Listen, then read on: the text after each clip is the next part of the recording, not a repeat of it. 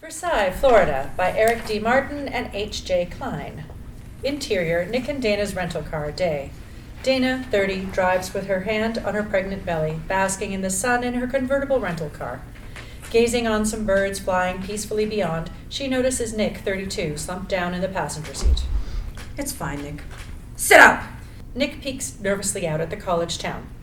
Do we have to get a convertible? It was a free upgrade. Maybe just put the top up until we're out of town? It's fine, everything's blown over. A couple of students walk by. They recognize Nick and scowl. As the light changes, Dana drives on, blissfully unaware. I'm not so certain. Interior, Uber, that moment. A prim businesswoman reads news on her phone. She clicks, "Professor fired for racist cartoon." A video window pops up. Controversy as protests flare over a Brown University professor's comic, Gully the Grouper. News footage. Nick runs from student protesters with picket signs of a crossed-out cartoon fish. It's just a comic about a fish that hates his parents. An obscure online comic strip. Shots of an innocuous Sunday paper comic strip. Gully the Grouper was adopted by the alt-right hate group. Shots of Gully the Grouper cut into racist 4chan memes, a la Pepe the Frog.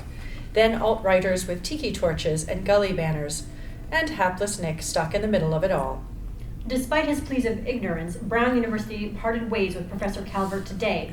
He has since been unavailable for comment. Back in the Uber, the businesswoman is disgusted, horrified. Then she notices Nick in the car beside her. Interior, Nick and Dana's rental car that moment. Nick sits up in his seat as Dana pulls onto the highway. Maybe this is actually good. It's a catalyst for you to reconcile with your parents. There will be no reconciliation, which, trust me, is a good thing. Okay, but maybe if I knew why you're estranged from them... Nick stiffens, uncomfortable with the topic. It's complicated. Look, we're only doing this for my trust fund, and because now's not the time to be broke and out of work. Nick looks on Dana's pregnant belly, anxiety welling. Family turmoil is at the heart of my book. Your experience will help heal a lot of families. And are you writing about me? She definitely is. No, of course not. It'll be good to get out of town and let's let this craziness blow over. Honestly, I think it already has. The businesswoman rolls down her window and screams at Nick from her passing Uber. I hope cancer eats your entire asshole, you Nazi fuckface! The woman flips him off and the Uber drives on. Dana shrugs. Might need some more time, but things are getting better. I just know it. Dana's unsinkable effervescence is infectious. Did you know that you're the best thing that ever happened to me? We're in this together. I'll tell you about this stuff with my parents someday, when I'm ready. Okay. And I mean it, Nick. I really think things are getting better. Nothing but good stuff here on out. Nick smiles. A wad of bird shit plops onto his face. Oh my god. He goes to wipe it off. Wait, no, that's good luck. It's a good omen. Bird shit dripping down his face. Nick isn't so sure. Interior rental car. Later. Highways and byways as inland turns to coastline. Nick wipes at his face. The bird shit is gone, but the memory remains. They pass a sign. Welcome to sunny Florida. Hey, we're already in Florida. Dana peers out at the beautiful coastline. Don't know why it gets a bad rap. A truckload of drunken idiots cuts them off. As Dana brakes, one idiot recognizes Nick and nods to his friends. We should put the top up. It'll be fine. They know who you are. They're going to kill you. Go to the grouper, yeah! The drunken idiots give Nick the thumbs up and speed off. Dana's dumbstruck. Welcome to Florida. They pass a sign. Versailles, 126 miles. Dana perks up. Versailles, that's your town. Versailles is not like this, right? No, Dana breathes a sigh of relief. it's so much worse. Interior, Nick and Dana's rental car, later. Rolling into Versailles, Nick and Dana enter a world of pristine lawns and extravagant homes. Think West Palm Beach and the over-glossy, over-privileged awfulness of Mar-a-Lago. I thought you said it's worse here. Oh, it is. These are basically the same people. They just have enough money to do real damage to society. Seems nice enough to me. A Bentley full of drunken idiots zooms by, cutting them off. Nick looks to Dana. It will get worse before it ever gets better. Interior rental car, later. Pulling up to a posh office building, Nick peers on the Calvert Inc. sign, a ball of tension. So, what's the company do? Does it, make something? Nick goes to answer, but pauses, perplexed. I don't know. Whatever. Doesn't matter. Just signing and leaving. And I'll be right by your side. No, you're not coming up. I want to meet your parents. That will never happen. Besides, they won't even be there. My attorney assured me. Can you just tell me what happened? It can't be that bad. Okay, I'll be right back. Stop. At least tell me what you're feeling. It's been 10 years since you've seen your parents. Nick considers a moment. Actually, it's kind of strange, but I've moved past... Nick sees Dana scribbling notes. You're taking notes? Hmm? You can't put this in your book. I'll change the names. No, none of this. Dana relents and closes the notebook. Just get some coffee or something. I'll be right back. Nick hops out, leaving a disappointed Dana behind. Interior elevator day. Floors tick off as Nick rides with a shitheel lawyer, Rex Dadson, 40s. Thanks for setting this up. Sure, I'd be here for work anyway. You work in the building? No, I work for the company. Whoa, hang on. My family's company? Oh yeah, 7 years. Isn't that a conflict of interest? No, your check cleared. Nick's concerned, but then... So what does the company do? Like, does it, make something? I don't know. Okay, well, whatever. I just want to sign and leave without seeing my dad. The elevator doors ding open, revealing a toothy-smiled silver fox, Guy Calvert, 50s. Son. Interior, Berkeley University office day. A sage stick smolders as Dr. Ronna Flotter talks on the phone in her psychology professor's office. You say it's decaffeinated, but uterus studies show trace amounts of caffeine cause social delays in heteronormative titmice. You're endangering my unborn grandchild. Interior, coffee shop, day, intercut. A confused barista holds a phone, with Dana standing at the floor of a queue of increasingly perturbed customers. So, maybe a juice or something? Do you know what that sugar would do to the microbiome of a fetus? Finally, Dana motions to the barista to give her the phone. Just give it back. Dana takes the phone and slips off to the side. Look, Mom, I need to go. How's the book? Good material from Nick's reconciliation? He'd rather me not write about it. I'm sure he'd rather not have been outed as a hate monger, but He's not a hate monger. regardless, one of you needs a job, and this book will put you over the top for tenure. What's he so embarrassed about anyway? He'll tell me when he's ready. Better to just rip the band-aid off and let the wound heal faster, dear. That worked for your father and me. You're divorced. Exactly. You just love swooping in micromanage other people's lives as a diversion from your problems. Quite true, dear. Really? It's similar to the unhealthy dynamic you have with Nick. Wait. You knows your way into every detail of his life, even though he doesn't. Dana, panicked about her mother's spot-on diagnosis, sees a pregnant woman take a cigarette from a panhandler outside. I have to go. Exterior coffee shop, moments later. Frazzled, Dot Cavendish sparks a rumpled cigarette, setting the lighter upon her pregnant Burberry-clad belly. Stop! Smoking can cause dangerous, irreparable damage to a fetus. Dot shudders, tossing the cigarette away. We should call the police. Why? Because he tried to kill my baby! A crowd forms as Dot's accusing finger finds the now panicked homeless man she got the cigarette from. She asked for a cigarette. Wait, no, just a misunderstanding. Just don't smoke while pregnant. Dana goes to leave, but Dot takes her by the arm. I'm a bundle of nerves. My stepson hates me. Dana tries to wriggle free. That's a tough relationship. I know it's weird that we're about the same age, but I don't know why I can't be up there too. Dana follows Dot's gaze to where Nick said he'd be. Wait, what's your stepson's name? Interior conference room, day. Nick glowers on Dadson. He's not supposed to be here. I paid you a retainer. You did. I paid a bigger one. He did. Just give me the papers. Nick notices Guy dressed in some absurd Cossack outfit. What are you wearing? This? I always wear this. Whatever. Just give me the fucking papers. Dadson produces the documents. Article 1 of the Calvert Family Trust states that... Whoa. That's been 10 years, boy. Let's catch up. Guy shoves the contract aside. Nick snatches it back. Fuck you. Where do I sign? I have to go over a couple of aspects first. Article 1 states that... Guy shoves the contract aside again. Great having you back, boy. Tough break about getting fired. Even so, Granddad would have been proud. He hated the Jews, too. I don't hate... Grandpa was Jewish. We're Jewish. You know what? Stop talking to me. Where do I sign? Okay, first, Article 1 states... Are you still angry about... Don't.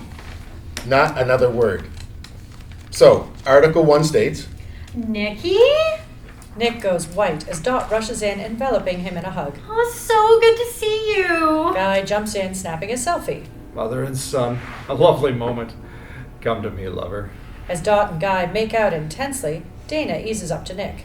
We met downstairs. Don't be mad. oh, Dana, A young stepmom is nothing to be ashamed of. it's not actually...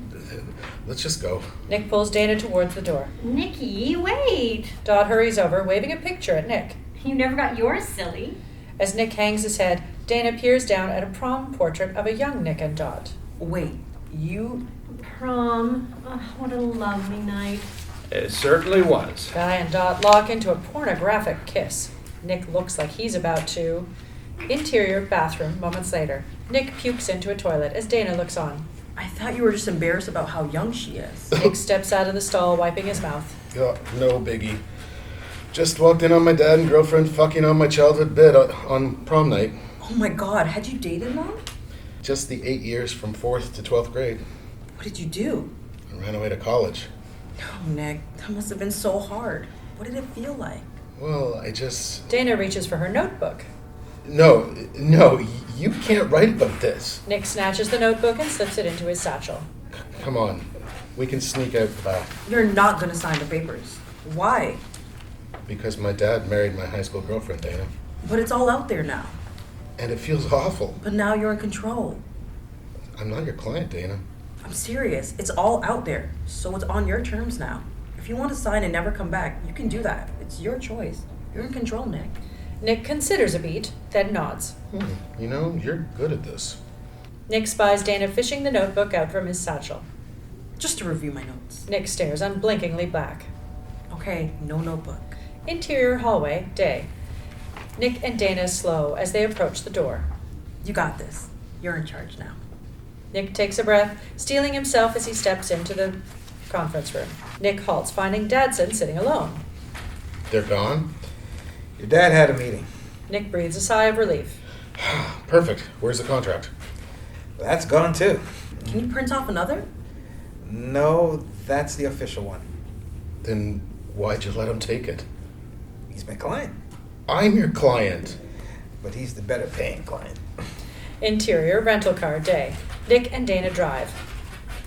If we're fast, we can get it signed and be out of the state by dark. What if we stick around a while? You can show me where you grew up, and I can meet your mom. Nick tenses, his foot weighing down on the gas. No. But, Dana spies the speedometer creeping towards 100 miles per hour. Nick! Sorry. Nick realizes and lets off the gas. Sorry. So can we stop in and see her? Nick gets on the gas again. Nick! Nick lets off the gas. Right, sorry. But trust me, it's best not to see my mom. Okay, but with your dad and everything, it must have been hard on her. How'd she deal with it? Not well. Nick gets back on the gas. Interior rental car, day. Parked at the country club, Nick hurries to get out. Be right back. He stops as Dana goes to get out too. What are you doing? I'm going with you for support. No. No support. I'm grabbing the contract and leaving. But I was thinking my book will really push me over the edge for tenure, and if I could just talk to Dot for a few minutes. Your mom called, didn't she? Dana pauses, caught. Or I can stay here. Nick kisses her and heads out. Dana spies her notebook in the back seat. She considers grabbing it, but relents. Interior country club, day. Guy sits with Igor and a group of Cossacks in traditional garb. Igor speaks English, but for some reason... I have interest in your company. That's great to, I have interest in your company. Guy pauses, confused. yes, that's great to hear. But I need to look at your books. Of course. But I need to look at your books. I can understand him. I can understand you. Igor looks to the interpreter for the translation. He can understand you. Yes, he's an excellent interpreter. Across the room, Nick scans the area. Seeing his dad, he beelines to the table. Guy runs a frustrated hand through his hair. I speak English. He speaks English. We all speak English. Igor and the interpreter exchange confused looks. He says, Nick steps up. Where's the contract? Guy hops right up and tries to usher Nick away. Son, why don't we step over here? where's the contract? Contract, I need to look over your books before we get into contract. Oh, no. This is, Contract, I need to look over your books before we get into contracts. I understand. Just Just tell him it's unrelated. This is my son. Let's talk over here, boy. It's unrelated. This is his son. Igor jumps up, vigorously shaking Nick's hand. Great honor. Heard much about you. Oh, really? Great honor. Heard much about you. Nick looks to Guy, who just shrugs. Nick looks back to Igor. I'm surprised my father spoke so much about me. He's surprised his father spoke so much about him. No, from news. Gully the Grouper. You are a hero fighting Jew Scourge. Nick slumps. No, from news, Gully the Grouper. You're a hero fighting the Jew Scourge. Igor motions to the rest of his party. Gully the Grouper. The other Cossacks rush to Nick, vigorously shaking his hand. Interior rental car, day. Dana sits in the car trying to distract herself with her phone, but she keeps eyeing the notebook. Her phone rings. It's her mother. She considers. Finally, she tucks it away, grabs her notebook, and gets out. Interior country club, day. Nick pulls his dad to the side. What the fuck are you doing? Developing relations with our Cossack brethren. They look to Igor and the Cossacks taking pics of Nick across the room. Nick shrugs it off and looks back to his dad. Just give me the contract. Contract? I don't have that. It's in your hand. Guy peers at the paperwork he's forgotten he was holding. Damn. Can we just talk about this? No, I just want to sign and... Hey, what does the company do? Does it make something? Guy goes to answer, but stops, perplexed. I don't know. You're the CEO. Yeah, seems like I should know, huh? Can you do this somewhere else? Nick and Guy look to the table of the perturbed diners they've been fighting next to the whole time.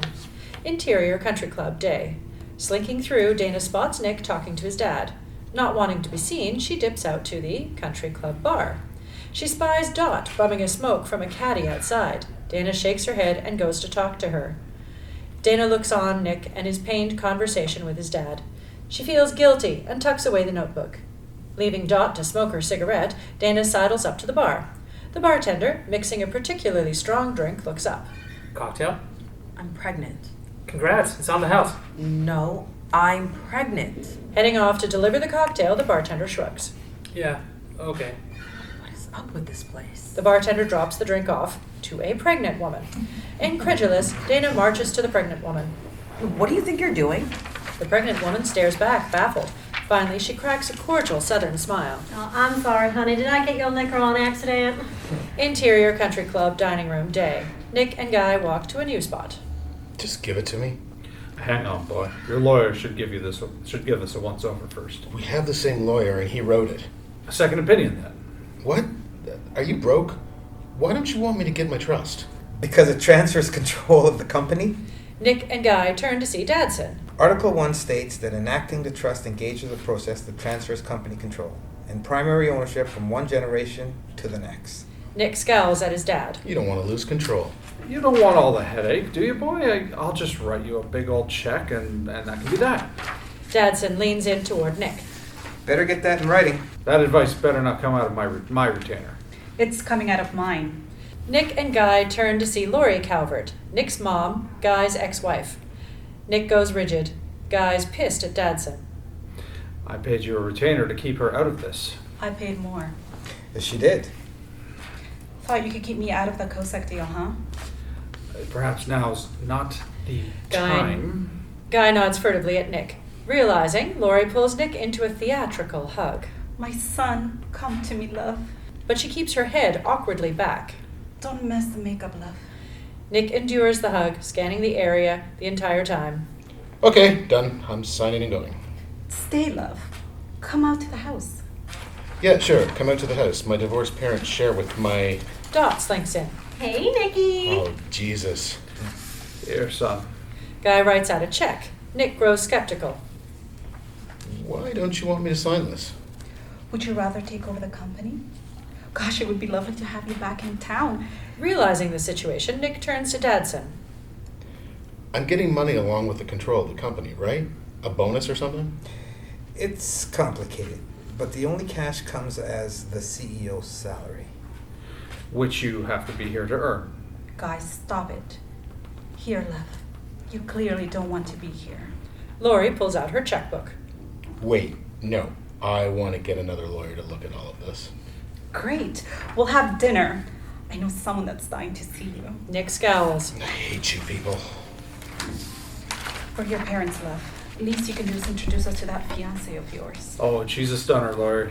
Nick looks to Guy with equal parts disgust and fear. There's absolutely no way Dana gets anywhere near this. Dana crashes in, fighting with the woman from the bar. Do you have any idea what alcohol can do to a fetus? Don't tell me what to do, bitch! With fistfuls of each other's hair, Dana and the woman bump pregnant bellies and tumble, upturning a table. Dana? Nicholas? Oh my goodness, Nicholas! The pregnant woman, who we'll now call Melody, leaps up, engulfing Nick in a warm hug. Oh, it's been so long. You know each other? Wait, hang on. Oh goodness, yes. Nicholas and I dated in college. You broke it off so abruptly. That really hurt my feelings, Nicholas. Nick's mouth goes agape. It hurt your feelings? Do you have any idea how it made me... Wait, no, we're not doing this. Nick grabs Dana's hand. Let's go. Nick goes to lead Dana away, but Laurie pushes through, hugging Dana with double cheek kisses. Laurie Calvert, Nick's mother. A pleasure, dear. Oh, wow. Hi, I'm so sorry about... Let's go. Don't be rude, love.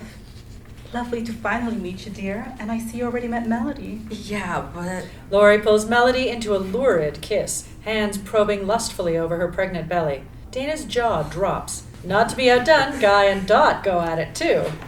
Nick pukes into a champagne bucket. Wiping his mouth, Nick looks up to see the perturbed diner right next to the bucket. Oh, sorry about all this. Laurie, Guy, and Nick's ex-girlfriends/stepmoms break their respective makeout sessions. What do you think, boy? Head to the house for dinner? I know I'd like to get to know Dana. Guy puts a hand a little too low over Dana's lower back. I would just love to get you alone for a spell, Dana. And look, a bundle of joy on the way. Laurie rubs Dana's belly a little too intimately. Melody and Dot look on, jealous. Petrified, Dana turns to Nick. Exterior country club, day. Dana and Nick rush to the car. If we hurry, we can get out of the state by dark. Interior rental car, later. As Nick drives, he and Dana stare silently ahead. Finally. I'm so sorry. No, I shouldn't have pushed you. But you had no idea. Nick perks up and digs into his pockets. Dana goes white. Whatever you left behind, we're not going back for it. No, I almost forgot. Nick hands Dana a wad of rumpled checks, which she unfolds. 100,000, 200,000. These are from your trust? They're bribing me not to take the trust. It's complicated. Nick, we'll be fine. You don't have to take their money from those people. Nick puts a reassuring hand to Dana's belly. It's worth it. If nothing else, I guess it's good your folks get along after all of that. I mean, that's a case study right there. No, they hate each other. It seemed on the same page to me. I mean, they both wrote you checks. They did. And I've never seen them agree on anything my entire life. Nick's eyes go wide. They're selling it. The Cossacks. They're here to buy the company. And if my parents sell before I sign, then they get all the money. Nick rips them to shreds. What are you doing? We're going back, and I'm signing that trust. We'll get 100 times that. Since when do you care about money? I don't, but I'm not going to let them screw me over again. I don't know. This is the right thing. Absolutely everything tells me this is right. A massive glob of musty bird shit dumps on Nick's face. Nick shudders, disgusted. But then, inexplicably, he smiles. It's good luck, right? This is a sign. Dana's not so sure. Exterior, Penske Estate, day. Nick hurries from the car, but Dana holds back. What's wrong? Money?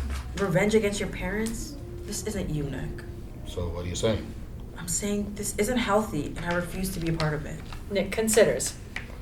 Well, if I said you could write about it. Interior, Penske Estate, moments later. Dana leads Nick into the house, jotting as they walk. So it was homecoming or prom? What? Prom. But can we hold off on this for a moment? Nick stops, looking at the empty entryway. Hello? From down the hall, they hear something. Interior, family room, that moment. Guy and Laurie fight as Dot and Melody do each other's nails. You just want to use the company as your own little piggy bank. Yes, just like you've always done. That's different. I care about the success of the business. You just want the money. Of course I want the money. You're so fucking bad at business that I can't ensure the company will keep making any. Nick and Dana enter. I see the wolves have turned on each other. Guy and Laurie try not to seem concerned. Oh, son, so good to see you again. Did you lose the checks? Were they not enough? I can write you a bigger one. Anything for my boy. You're our world, son. Incredulous, Nick goes to talk, but his face just contorts into different molds of anger. Finally, he turns to Dadson. Give me the contract. You mean these? Lori waves the papers, then tears a page off and starts eating it. Guy jumps in and does the same. Dana stares on in disbelief, then remembers to jot notes. Can you just print off another? Retainer! Dadson slaps a fresh contract on the table. Guy and Lori halt their paper chewing, letting it all fall from their mouths. But we paid you more than him. Yes, but your mother paid the most. Mother? She's not here, is she? No, she's ready for the next generation to take over the company. Guy and Lori turn in unison to Nick, jawing at him with ink-stained lips. You don't want that Yeah, hassle. Let us figure it It's not a out. good idea. Where do I sign? First, I have one more provision to go over with you, as you will be legally locked into your role until the contract is seen through. Legally locked in. This matriarch is clear in her directions for the contest. Her damn contests. It was a blood sport the way she pitted my brother and me against each other. Wait, you have a brother. Well, had. Stop right there. Guy, the statute of limitations isn't up. Nick pauses, trying to register all this. He shakes it off. Wait, so you guys aren't selling the company to the Cossacks? Cossacks? No. Do you think they'd buy it? Yeah. What have you heard? Nothing. Just, it doesn't matter. So, who's the contest between? A series of trials will determine who from the third generation of the Calvert family is best suited to run the company. Third generation, that's just me. Nick turns to Dot and Melody and their pregnant bellies. Oh my god. You were stalling so I'd have to compete against babies? Give me a pen. Guy and Lori wave Nick off. It's a complicated thing, boy. Just wait a couple of years on it. We'll give you whatever you want. You're both insane. Nick, wait. Dana steps in, writing furious notes. Oh, hang on. Just a couple. Everyone waits in silence as Dana jots notes. Do you want to run the business? No, but we can sell to the Cossacks. I don't have a deal with them, son. But seriously, do you think they'd be interested? Yeah. What have you heard? Sure. Okay. Play dumb. Whatever. We'll cash out and be done, okay? Okay. Nick smiles and signs. Dadson scans the doc and nods. This is a valid signature. The trust is now enacted. Dadson shakes Nick's hand. Congratulations, and good luck to you and your fellow competitors. Competitors? A fetus can't compete to run a company. No, unborn children aren't ineligible. I'm talking about them. Dadson points to a boy, 9, and a girl, 13, in the hallway. Who are they? This is your sister, Rose. And your brother Brennan. Rose, skinny as a snake and twice as venomous, spits her cherry blow pop onto the white carpet. Oh shit, he signed? I'm gonna wipe the floor with his little butt. Brennan, in a suit and tie, shakes Nick's hand. I admire your work in exposing the Jew conspiracy. But now we are enemies. Nick is stunned. Dana scribbles furious notes. I'm sorry, what are your names? Nick rips the notebook from her and starts eating pages. Fade out.